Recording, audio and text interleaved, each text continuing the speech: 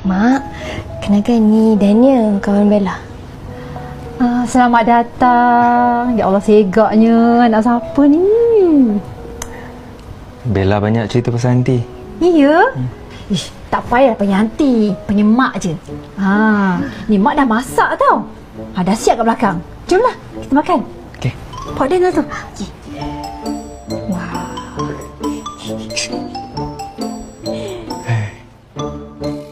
Silalah masuk. Duduk. Tengok mak dah masak dah. Istimewa.